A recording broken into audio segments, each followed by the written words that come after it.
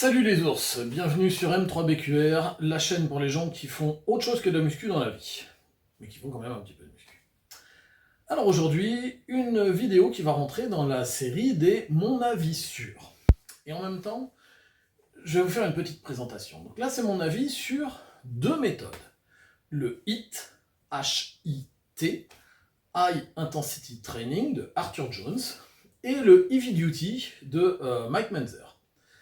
Alors, HIIT, à pas confondre avec HIIT, H-I-I-T, High Intensity Interval Training, qui est autre chose. Voilà. Alors, j'ai pris ma petite feuille pour mes petites notes. Donc, le HIIT et le Heavy Duty sont des méthodes américaines qui ont amené à ce qu'on appelle la série unique. Vous en avez peut-être entendu parler par un pratiquant d'arts martiaux français, enfin, comment dire, dont le nom rappelle vaguement une substance utilisée pour dilater l'anus. Voilà. Donc le HIIT, c'est une méthode qui a été créée par Arthur Jones.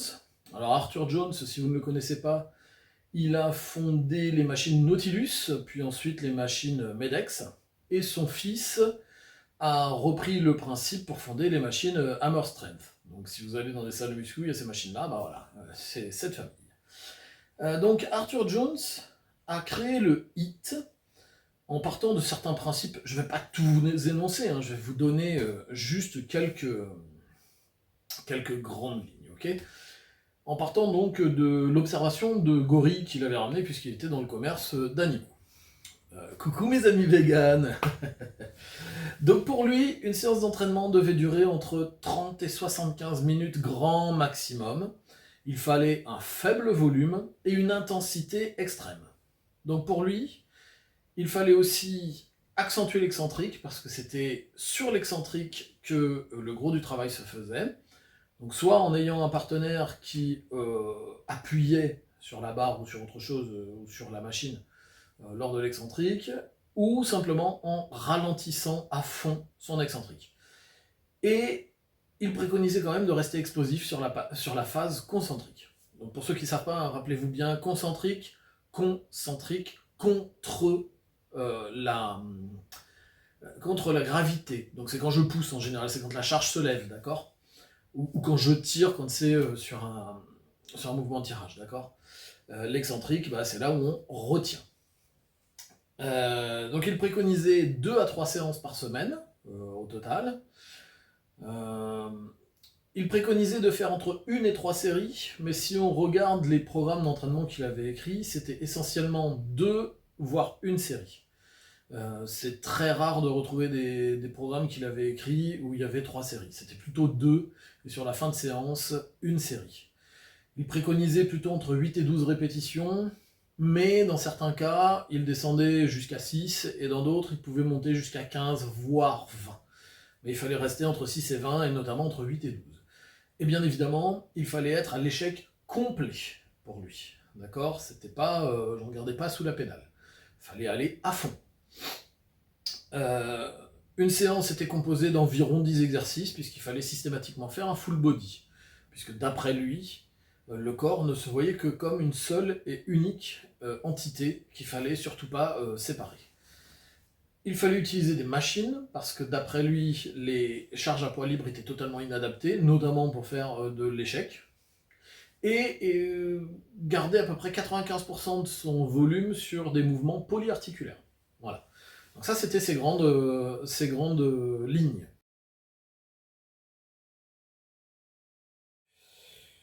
Donc oui, là je vois, j'ai tout dit, plutôt bien. Donc ça, c'est né dans les années 70.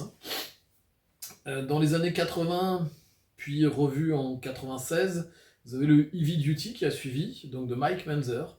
Mike Mentzer, c'est un ancien bodybuilder avec son frère Ray. Donc Mike Mentzer et Ray sont tous les deux décédés. Il concourait à l'époque contre Arnold Schwarzenegger.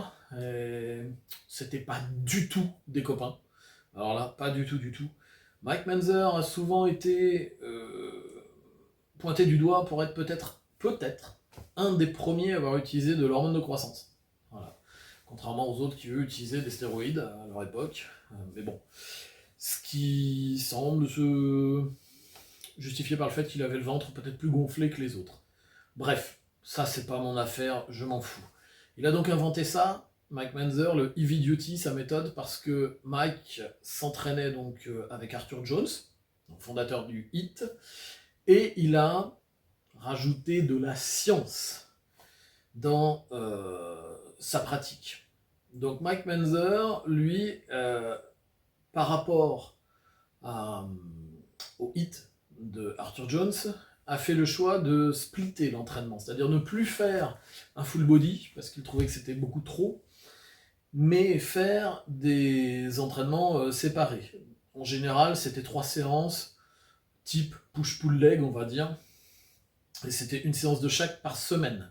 Okay. En 96, lorsqu'il a fait sa revue du Heavy Duty 1 pour le transformer en Heavy Duty 2, il était carrément descendu à 2 séances par semaine, parce que pour lui, si on ne fait pas de progrès, c'est parce qu'on s'entraîne trop.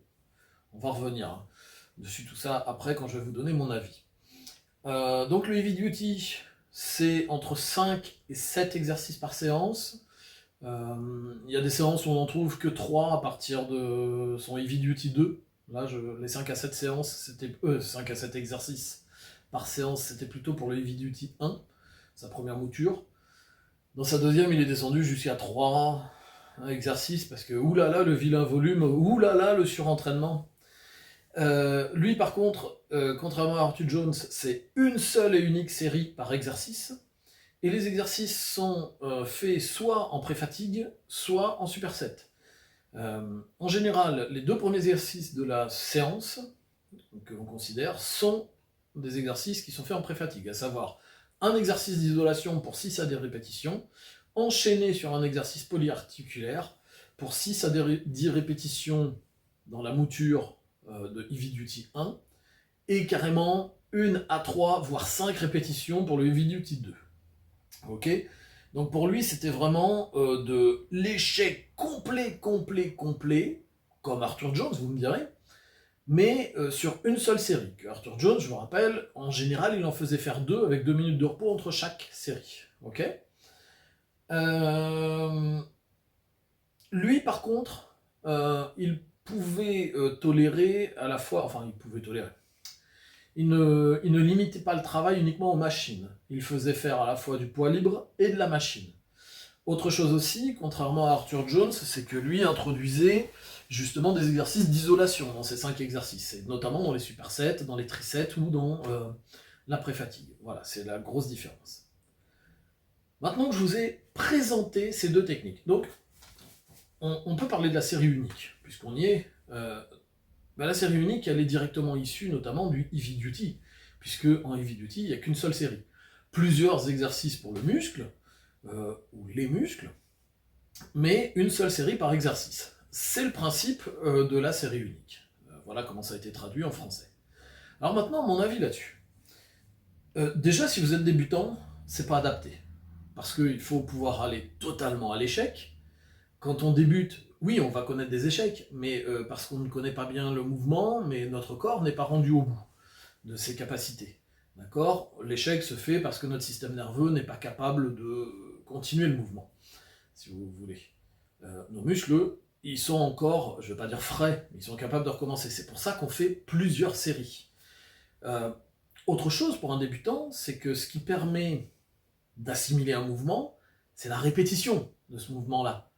Faire une seule série, alors on peut la faire 3 fois par semaine avec le HIIT, ou une fois tous les 15 jours, ou une fois par semaine avec le Heavy Duty, c'est largement insuffisant pour assimiler le mouvement. Donc pour pouvoir mieux réagir à l'entraînement. Donc pour les débutants, ces 2 méthodes, que ce soit le HIIT ou le Heavy Duty, sont totalement aux fraises. Il faut être clair là-dessus. Pour les non-débutants, si vous faites du sport à côté, ça peut être un bon complément parce que ça vous fatigue pas trop par rapport à votre sport et ça vous permet de donner beaucoup plus au sport, admettons. Mais si vous ne faites que de la muscu, le volume est très faible, par contre on vous demande d'aller à l'échec à chaque fois, donc le système nerveux ramasse cher, hein, très cher en théorie. Et donc, vous ne pourrez pas vous réentraîner avec la même intensité trop souvent. Là-dessus, Mike Menzer avait raison. Mais vos muscles, eux, ils récupèrent beaucoup plus vite que le système nerveux. Donc vous aurez dépassé la phase de surcompensation. Si vous vous rappelez, hein, je prends mon muscle, je l'entraîne, boum, je lui démolis sa gueule. Donc derrière, il va récupérer, remonter à son niveau d'entraînement normal et surcompenser en allant au-dessus pour, au cas où je refais la même chose, être capable de la supporter. Puis il se désadapte et revient à son niveau normal. Si pendant ce temps-là je remets un entraînement, boum, eh ben je vais remonter. Ok, c'est une façon de monter comme ceci. Là, très clairement, il a eu le temps de se désadapter. Donc on ne peut pas progresser. C'est pas un problème de surentraînement, loin de là. Nous avons besoin, en règle générale, de faire plus de séries. Ok ? Alors, une possibilité, ça serait presque de s'entraîner tous les jours avec une série unique, pourquoi pas. Mais échec tous les jours avec des poids lourds, les articulations, le système nerveux, les tendons, tout ça, ça va pas aimer. Ok ? Donc, inadapté aussi. Alors pourquoi ça a marché chez Mike Menzer ? Alors déjà parce qu'il ne suivait pas les programmes qu'il a écrits dans ses bouquins. C'était des programmes avec un très faible volume certes, mais où il y en avait un petit peu plus. Déjà, ça c'est le premier point. Mais pourquoi ça a marché pour lui ? Je vous l'ai dit tout à l'heure, il était connu pourquoi lui ? Pour avoir été un des premiers à essayer l'hormone de croissance. Et certainement d'autres produits. Quand on est sous-produit, forcément, notre corps, il continue tout le temps à être en phase anabolique. Il n'y a plus ce truc où on redescend. Enfin, si, mais pas autant. Ce qui fait qu'en restimulant régulièrement le corps, comme lui le faisait, même si c'est pas souvent, il arrivait quand même à gagner suffisamment là-dessus. Donc voilà. Alors la méthode HIIT, qui a été utilisée par certaines personnes, donc Casaviator, d'après Arthur Jones. Bon, Casaviator, oui, effectivement, il a essayé, il a eu un très beau physique après, sauf que ce qu'ils ont oublié de dire, c'est que quand Arthur Jones l'a entraîné, il revenait de blessure, donc il avait un physique qui était devenu plus... Je vais pas dire plus banal, non, parce qu'il était quand même costal, l'animal, mais moins important que ce qu'il était avant, mais... C'est comme tout, hein. Lorsque vous êtes entraîné pendant des années, vous vous arrêtez un petit peu parce que vous avez une blessure, oui, vous perdez physiquement, mais dès que vous reprenez, ça revient tout de suite. Voilà comment il a fait son avant-après pour prouver que sa méthode marchait. Alors bien sûr, certains ont essayé et ont plutôt bien réussi avec ça. Sergio Olivia, si vous connaissez, le plus connu c'est Dorian Yates. Mais malgré tout, Dorian Yates ne le faisait pas tout à fait comme ça, son heavy duty. C'est-à-dire qu'il faisait une première série proche de sa charge de travail, pas à l'échec, mais assez proche. Une deuxième série encore plus proche de sa charge de travail, pas à l'échec, mais presque. Donc ça faisait déjà 2 séries de travail. Et une troisième série où là, il donnait tout. Donc en fait, il faisait 3 séries de travail. Ok ? Alors après, certains auteurs comme... certains coachs qui sont également auteurs, comme Paul Carter ou Christian Thibaudeau, ont eux aussi produit des programmes de type HIIT, H-I-T, hein, toujours. Mais alors notamment celui de Thibaudeau, lui ce qu'il dit c'est la fréquence n'est pas suffisante par rapport au volume, et ce qui est vrai. Donc c'est un programme où il y a un petit peu plus de fréquence, où il y a toujours 2 séries de chauffe mais proches de la charge de travail et proche de l'échec, donc ils sont quand même des séries de travail, et avec des méthodes d'intensification qui font que la série dite de travail, elle est poussée au-delà de l'échec. Donc ça tabasse très très dur. Donc du cluster, du rest pause, du drop set, des trucs comme ça. Ok ? Donc pour moi, et là je vais vous parler, je vais vous dire à peu près aussi, l'expérience que j'en ai avec ça. Dans le début des années 2000, j'ai un de mes amis de l'époque, nous ne sommes malheureusement plus amis. Ah oui, hein, c'est ça le problème de devenir vegan et d'être extrêmement militant et traiter de nazi les gens qui ne sont pas devenus. Donc je ne suis pas vegan, donc j'ai été traité de nazi. À l'époque, il passait son BE à Cumez. Alors, haltérophilie, culturisme et je sais plus quoi, mets-toi tes affaires, un truc comme ça. Et il m'avait demandé, pour s'occuper de moi, en coaching perso, pour se faire la main dessus, vous voyez, et spécifiquement par rapport à mon sport de l'époque. Alors je reconnais, que grâce à lui, je me suis entraîné beaucoup moins, mon corps s'est beaucoup reposé, et c'est les années où j'ai fait des podiums nationaux. Donc ça, là-dessus, ok, parce que comme je vous le disais tout à l'heure, si on fait beaucoup de sport à côté, je m'entraînais 1 à 2 fois par jour, 6 jours sur 7, dans mon sport, plus la muscu. Donc je suis descendu à 2 séances de muscu par semaine, une en HIIT et une en circuit training pour travailler un petit peu la condition physique. Hein. Ça m'a fait du bien plutôt que de faire un full body tous les jours comme je faisais. Parce qu'à l'époque, il n'y avait pas internet, ou c'était le balbutiement, on va dire. Personnellement, je ne l'avais pas. Les bouquins coûtaient cher, des coachs, ça coûtait très cher aussi. Hein. Il n'y avait pas de salle de fitness low cost comme aujourd'hui. Et quand on était, comme moi, étudiant, avec une vie à côté, avec le fait aussi que je faisais mon sport, et que ça nécessitait des investissements pour pouvoir se déplacer, etc., eh ben, on ne payait pas 400 francs pour aller dans une salle de muscu quand on avait 2500 francs par mois. Hein, je ne sais pas si vous vous rendez compte de ce que ça représente aujourd'hui. Je vous ferai la conversion si vous le souhaitez. Et quand il m'a proposé ça, c'est vrai que j'ai sauté sur l'occasion. Hein, en plus, c'était mon pote, donc c'était l'occasion de travailler avec lui. Et il m'a fait faire un HIIT. Alors lui, c'était un petit peu différent. J'avais 10 exercices à faire, ou 9. Squat, soulevé de terre, développé militaire, rowing buste penché, développé couché, traction, pompe, curl et sit-ups. Voilà, 9. Il fallait... Alors là, c'était pas 8 à 12, pour lui c'était de 6 à 12 pour tous les exercices haut de corps et de 15 à 20 pour tous les exercices bas de corps. Respecter un tempo de 4 temps sur l'excentrique, 2 temps sur la concentrique. Donc là, on oublie le côté explosif que je disais tout à l'heure. Fallait toujours rester donc dans ces trucs-là, prendre une charge qui me permettait d'être dans la fourchette basse. Toutes les semaines, j'en faisais qu'une séance par semaine. Il fallait que je monte le nombre de répétitions, et quand j'atteignais le haut de la fourchette, c'est-à-dire 12 répétitions pour tout ce qui est haut de corps, ou 20 répétitions pour ce qui est bas, il fallait que j'augmente les charges. Voilà. Je faisais donc une série par exercice, 0 temps de repos entre chaque exercice, ou tout au moins le moins de temps possible, et il fallait enchaîner tout ça. Ce qui fait que échauffement en plus ça me prenait 20 minutes. Et ben, j'ai eu des bons résultats, parce que je faisais aussi du sport à côté.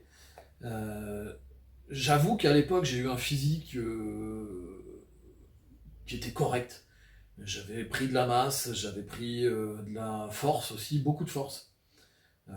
Ça, c'est ce que j'avais trouvé de bien. Inconvénient, c'est pas du tout le genre d'entraînement auquel je réagis bien à titre personnel. Je réagis très bien aux séries très courtes et très explosives. Donc des séries de 15 à 20 répétitions pour les pattes, ça me suffit pas. Oui, je réagis bien au volume faible, mais parce que j'ai une myotopologie de type 1, c'est-à-dire beaucoup plus de fibres rapides que de fibres rouges. Mais c'est pas le cas de tout le monde, d'accord? Donc aujourd'hui, le HIIT, j'y remets pas le doigt dedans, hein. C'est pas ce qui me plaît le plus. Et je le déconseille, de toute façon, à la plupart des gens. Maintenant, si vous aimez les entraînements courts, parce que vous n'avez pas trop de temps, et que vous aimez bien rester que sur un volume faible, vous pouvez toujours essayer. Vous nous direz dans les commentaires si vous essayez, ou si vous avez déjà essayé, ce que vous en pensez. Mais vraiment, à moins d'être un gros sportif à côté, je vous dis, hein, je faisais 2 entraînements, 1 à 2 entraînements par jour, puisque il y avait 2 jours par semaine où je m'entraînais qu'une seule fois, sur 6 jours. Hein. Là, ok, mais si vous faites un entraînement de foot, par exemple, une séance de HIIT par semaine, ça sera pas suffisant. Ou même 2 séances de heavy duty, ou 3. Ça sera pas suffisant. Faites plutôt des méthodes plus traditionnelles, voilà. C'est vrai que sur le papier, ça a l'air beau, ça a l'air joli, ça a l'air sympa, en plus on passe peu de temps, donc c'est assez chouette, mais c'est pas le top. Ça n'est qu'un avis personnel. Maintenant, mettez-nous le vôtre dans les commentaires, likez, partagez surtout, hein, N'oubliez pas de vous abonner et d'activer la petite cloche de notification pour savoir quand même quand on revient avec nos bêtises, hein. Et puis, je vous dis à très bientôt pour une nouvelle vidéo.